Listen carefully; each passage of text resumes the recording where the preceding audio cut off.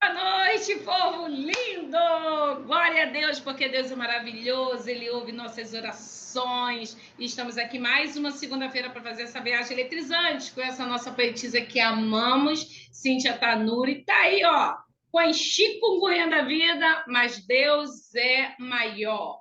Então, nós vamos viajar com chikungunya ou sem chikungunya. Eu convido você também, viu? Vem para cá, minha irmã Tanuri, obrigada por você estar aqui. Você não sabe o quanto eu estava ansiosa para ver esse encontro, hein? E hoje vamos ver esse encontro que o Papai do Céu aí te sustente aí nessa aula de hoje. Vem para cá, Tanuri! Gratidão é toda minha, Mônica Souto. Chegou a hora, vamos seguir viagem com Jacó e José. Eu estava ansiosíssima por esse encontro, contando aí os minutos. Como você falou, com chikungunya ou sem chikungunya, vamos viajar. Com a graça de Deus, Ele é bom o tempo todo. Obrigada a cada um de vocês que estão conectados aqui comigo agora, na palavra, e permitir que o Espírito Santo nos conduza nessa viagem. Vamos orar? Pai querido, nós te adoramos porque tu és fiel o tempo todo, tu és fiel. A tua bondade nunca se aparta de nós. Obrigada, Pai, porque em tempos difíceis a tua boa mão nos sustenta. Em tempos de bonança, de descanso, de refrigério, nós podemos nos alegrar no Senhor, mas nas dificuldades também, Pai, nós podemos confiar. Tu és o nosso socorro, o nosso abrigo bem seguro, Pai. Nós te agradecemos por essa palavra viva, poderosa, eficaz, transformadora, que está disponível para mim e para quem queira nela viajar, se deleitar, aprender e por meio dela ser transformado. Nos conduz nessa viagem, nesse dia e glorifica a Ti mesmo, Pai, em nome de Jesus. Amém! Amém! Não sei se eu vou conseguir ver todo mundo aqui, mas muito obrigada a cada um por estar aqui nessa noite conectada. Aqueles que vão assistir logo mais, obrigada, Mônica, pelo carinho, por abrir aí o seu canal no YouTube e permitir que a gente faça essa viagem juntos. Então, chegamos no grande encontro. Jacó e José, finalmente, depois de tantos anos de dor, né? Aliás, solidão para José, mas Jacó de muita dor, porque ele estava vivendo um luto, ele acreditava que o seu filho José havia falecido, tinha morrido, e agora ele recebe a notícia. Opa, peraí, José está vivo, Jacó. Vamos lá, Jacó, teu filho vive. Eu fico imaginando, estamos em Gênesis 46, hein? Quem não estava acompanhando, localiza aí, vamos achar aí onde nós estamos.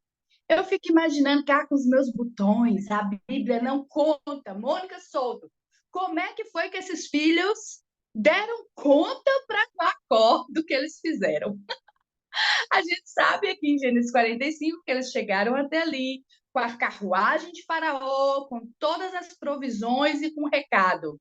Pai, o senhor sabe aquele governador lá do Egito que prendeu um dos seus filhos, que queria ver o Benjamim? Era José, seu filho. Mas não conta exatamente como foi que eles explicaram que eles haviam feito, hein, Zita? É a hora do acerto de contas. Eu fico imaginando Jacó escutando aqueles meninos não, que agora era tudo homem já. Homens, né, com suas famílias dizendo assim, pai, fomos nós fizemos isso. Que coisa dura que deve ter sido esse momento.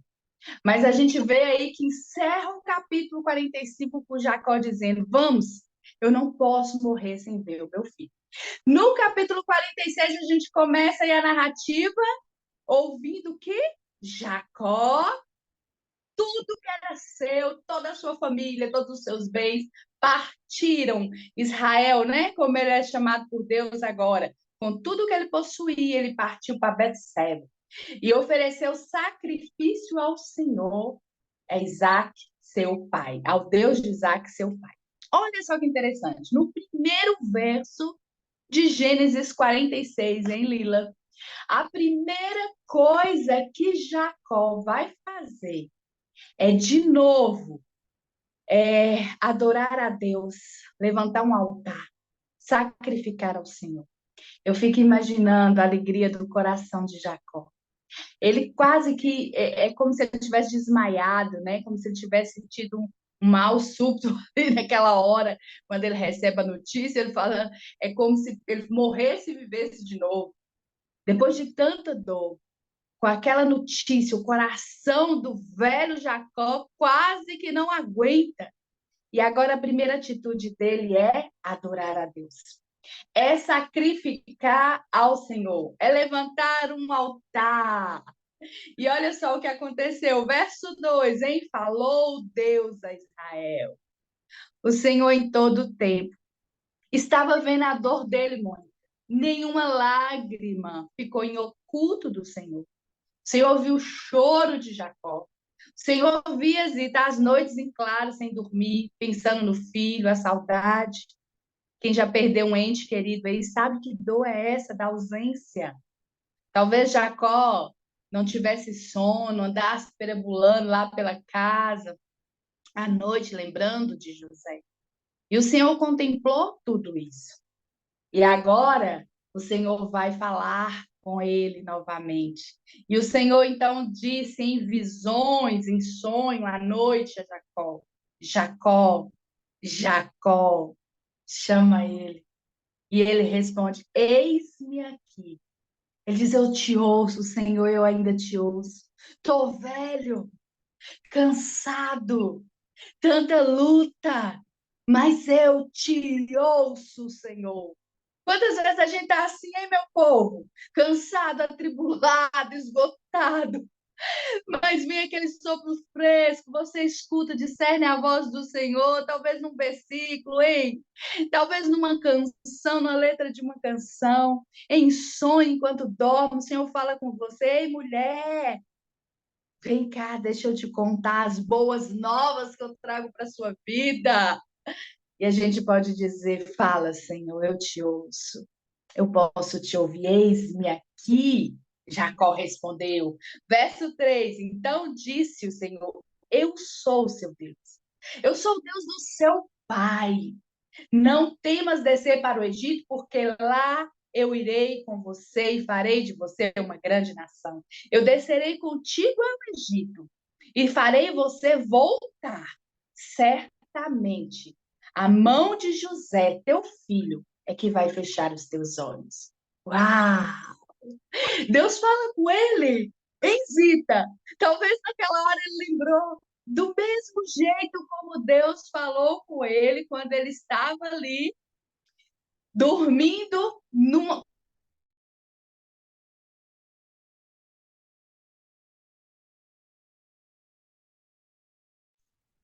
Congelou, fui eu ou Tanuri, gente? Foi Tanuri, né, Zita? Foi. Acho que ela dormiu. Ela viaja tanto quando acontece isso. E ela. Eita! Caiu. Caiu. Caiu, vai voltar, tá voltando. Aí, gente, voltei, eu estava aqui, ó, em viagem que segue, sozinha. De repente eu descobri que eu estava viajando só. Ai, meu Deus. Então eu estava falando com a Zita. Vamos voltar lá. Estava falando com tu, Zita. Falando que certamente Jacó lembrou da primeira vez que Deus falou com ele com a cabeça numa pedra, hein? E ele viu ali uma escada, ele teve uma visão de uma escada, tinha anjo descendo, tinha anjo subindo, e o Senhor falou: Olha, sou eu, Deus, seu pai. Eu vou com você, não tenha medo, eu estou com você. E aqui o Senhor repete para ele essas palavras. Olha como Deus é generoso. É a voz que ele conhecia, Zita, que ele sabia discernir. Quando Deus fala com ele: Eu sou o seu Deus, o Deus do seu pai, eu vou com você para o Egito. Certamente Jacó se lembrou, porque quando Jacó fugia de Esaú, hein? Deus falou com ele a mesma coisa: Sou eu, o seu Deus, o Deus do seu pai, não tenha medo, eu vou estar com você. E aqui o Senhor fala com ele: Pode ir para o Egito tranquilo, vou subir para lá com você e vou trazer você de volta. Vou fazer de você uma grande nação, como eu havia prometido. E é interessante porque a gente fica imaginando, né? A história estava acontecendo, a gente fica vendo toda aquela emoção da história de José, tanta coisa que aconteceu na vida de José.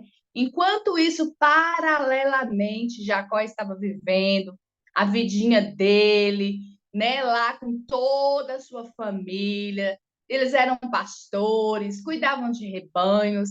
Ele estava ali dia após dia na sua rotina de vida, mas na intimidade do Senhor, porque só um homem com intimidade com Deus vai fazer o que Jacó fez aqui. Antes, mesmo com toda a ansiedade de ver o filho, talvez no desespero, se fosse um de nós, hein? Lembrar de Deus o quê? Saía correndo, pegava a mochila, pegava a estrada, carro, avião, qualquer coisinha ao encontro. Ele para primeiro para adorar. Ele para primeiro para sacrificar o Senhor, para ouvir ao Senhor.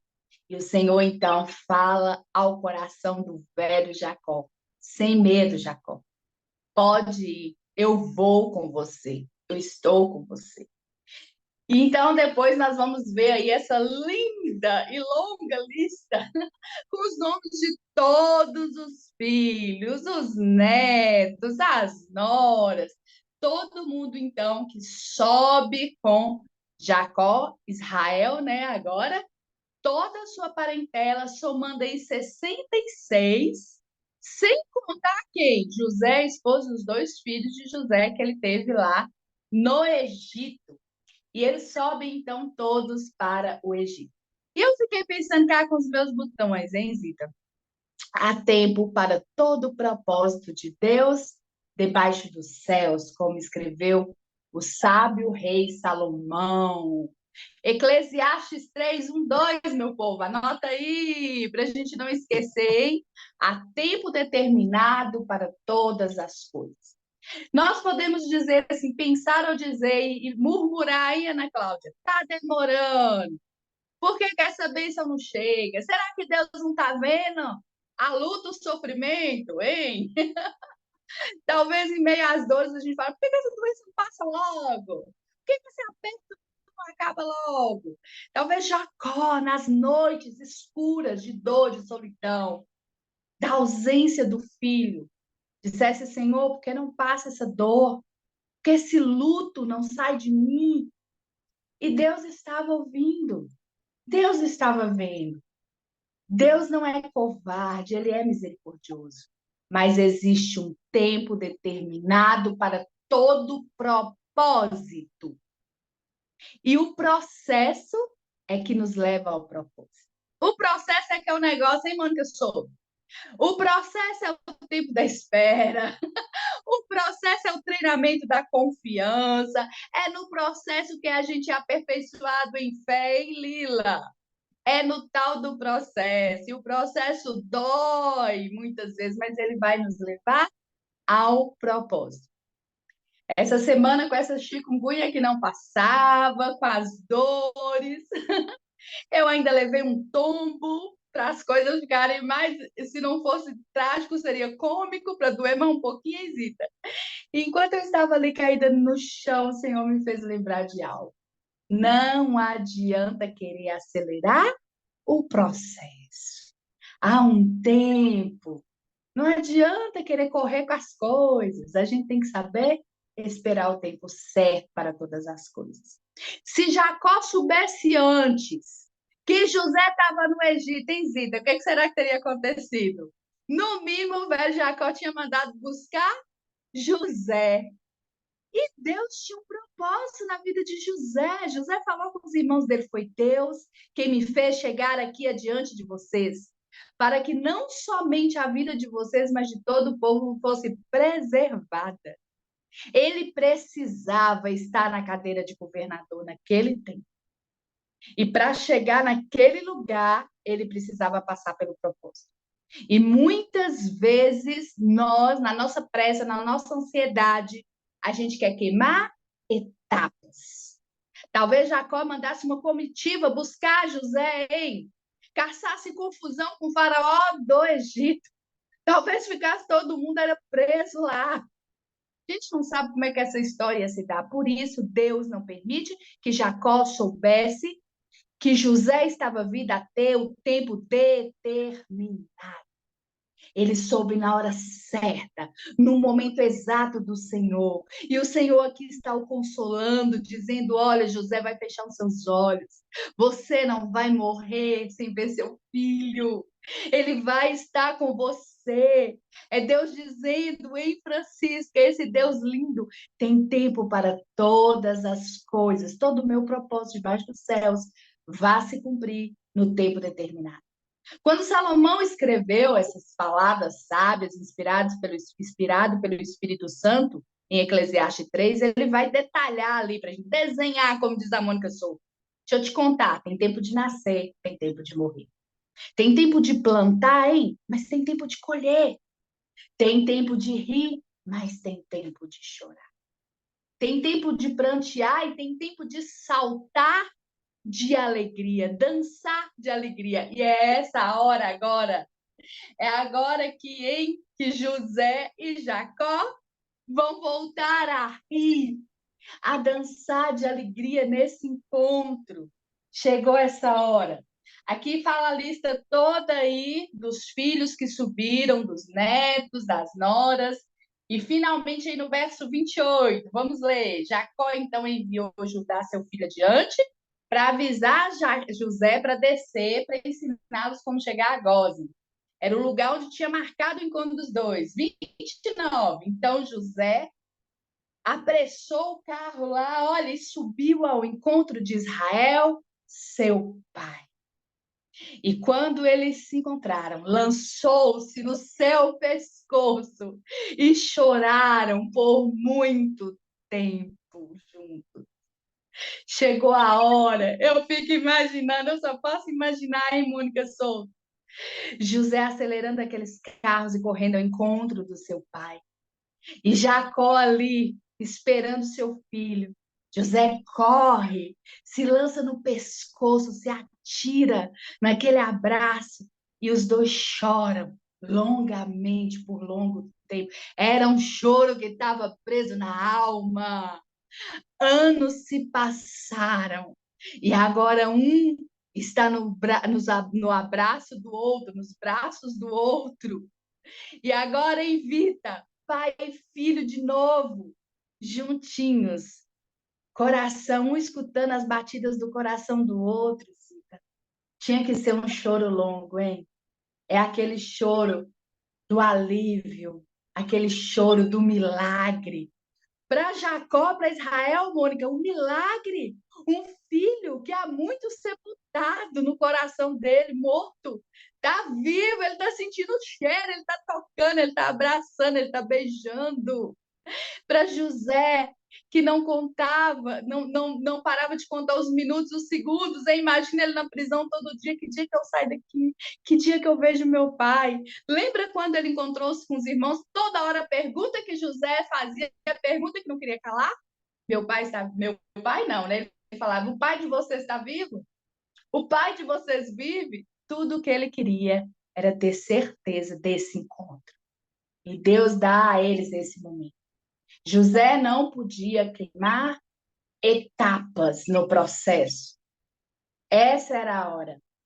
Se a gente for ler ali, anota aí também, em Salmos 40, vai dizer, Davi escrevendo poeticamente, de forma dolorosa, eu acredito, no processo que ele estava vivendo. Mas ele deixa registrado para a gente, hein, Francisca? Fica aqui para mim e para você. Ele disse: esperei com paciência no Senhor. Ele ouviu meu clamor. Esperar com paciência. Quem falou que isso é fácil, Vita? Não é fácil. É difícil. A gente sabe. No tempo que se chama hoje, com tudo acelerado, globalizado, é um clicar de dedo, você tem notícia ali do mundo inteiro, todo mundo muito acelerado, ninguém quer esperar nada. E ainda mais com paciência.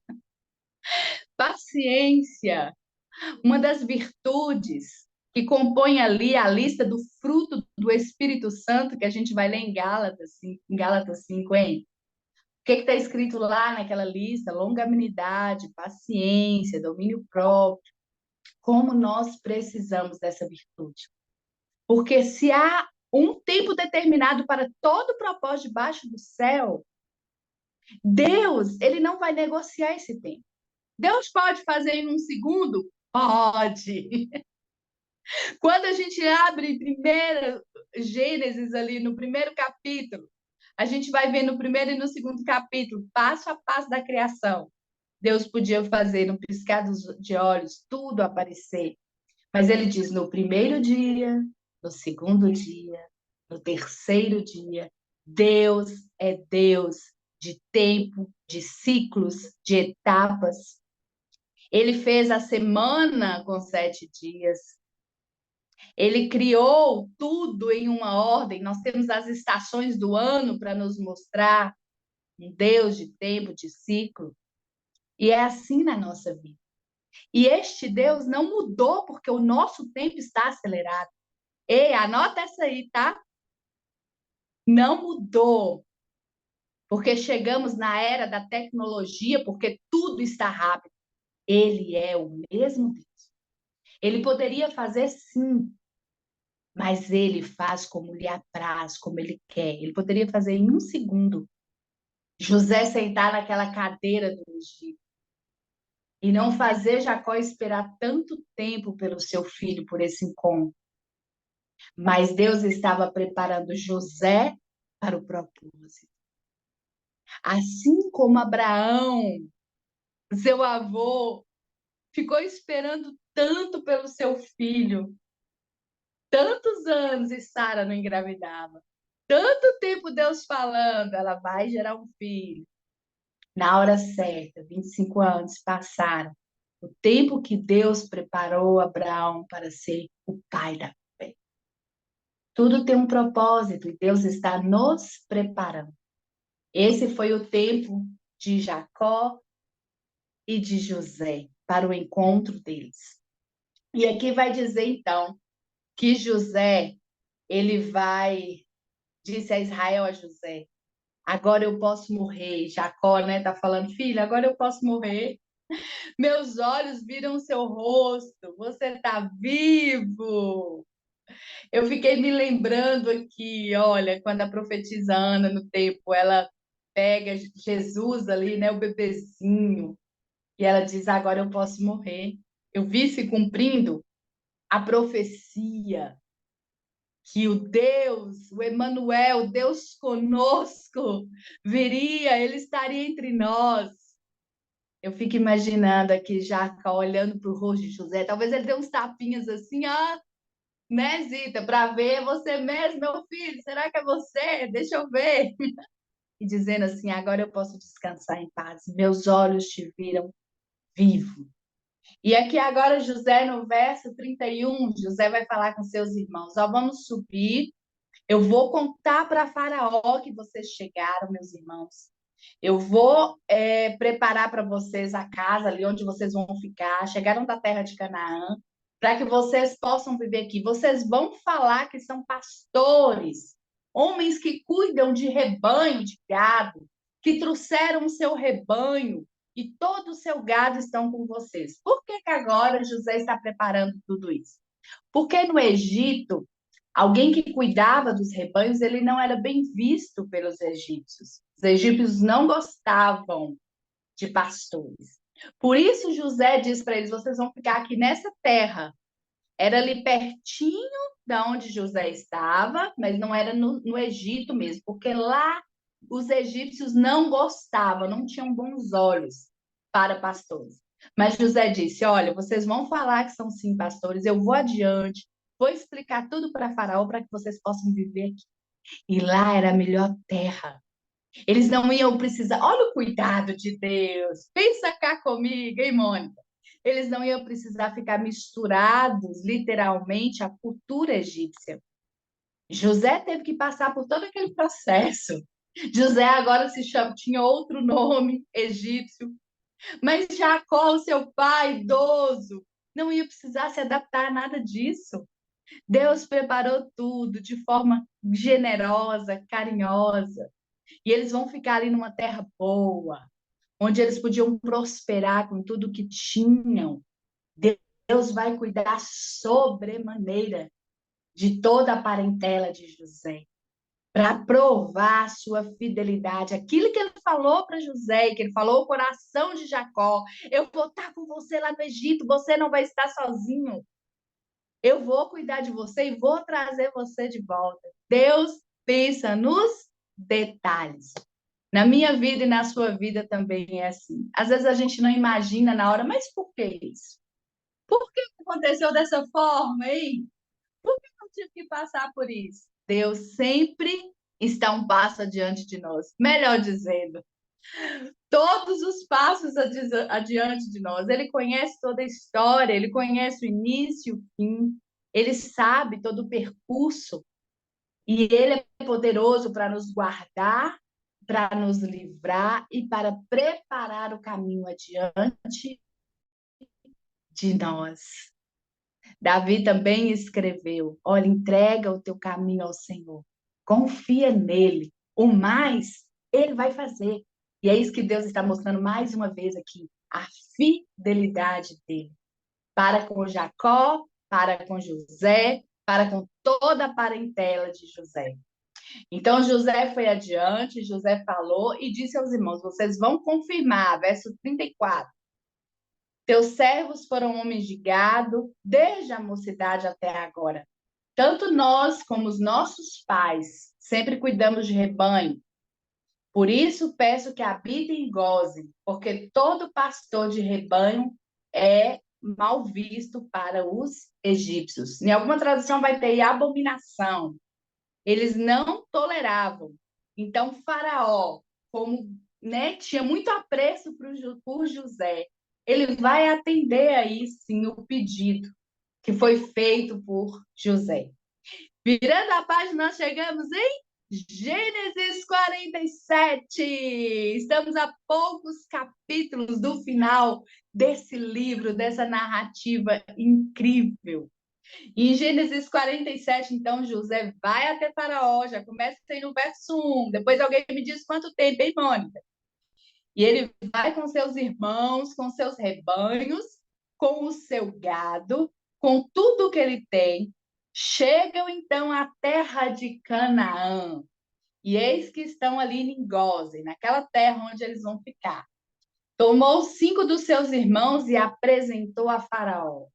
Ele está dando aqui agora condição para os seus irmãos ir e vir livremente, serem conhecidos de Faraó, serem respeitados naquele lugar, ter livre acesso naquele lugar.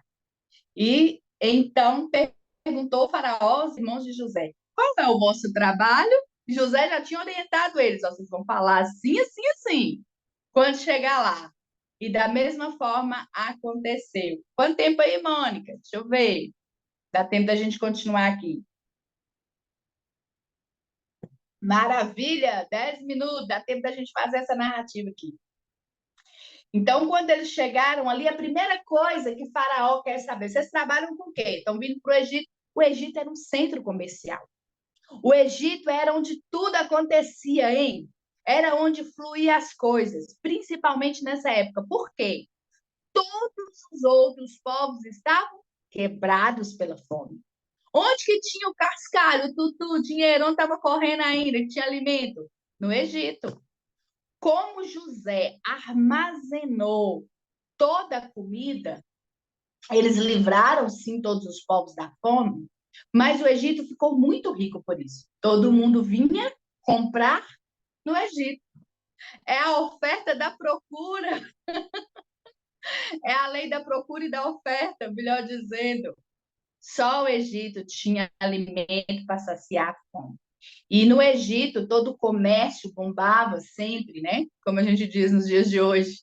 E logo o Faraó queria saber, Isita, qual é a profissão de vocês? Vocês mexem com o quê? Como é que é? Com o que vocês trabalham? Então, aqui no verso 3, né? Faraó vai fazer essa pergunta e eles responderam: nós somos pastores de rebanho, assim como os nossos pais, os nossos antepassados. É dessa cultura que a gente vem. Disseram mais a Faraó: viemos para habitar nessa terra, porque não há pasto para o nosso rebanho. pois a fome está severa na terra de Canaã. Agora, pois, nós te pedimos para habitar nas terras de Gósen. Então, eles já haviam combinado tudo, eles já sabiam como os egípcios não suportavam pastores, não gostavam de pastores, e eles já pedem logo o lugar onde eles querem ficar. Então, o faraó disse a José: teu pai, teus irmãos vieram a ti. Faraó estava alegre também. Lembra que quando o faraó ficou sabendo que José tinha encontrado com os irmãos, ele se alegrou, né? Chegou o choro de José lá no palácio. Olha, José está chorando, está gritando, hein? Ele encontrou com os irmãos, Faraó ficou alegre.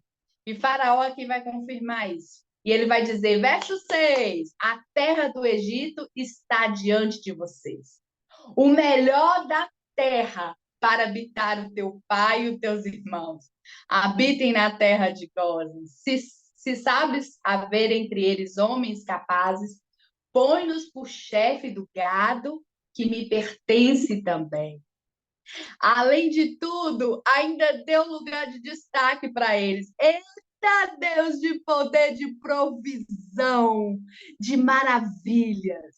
Aquela profissão que nem era bem vista, que eles não gostavam. Deus deu para eles a terra. Falou, olha, a terra está diante de vocês. Vocês podem escolher onde vocês quiserem ficar. Seu pai e seus irmãos.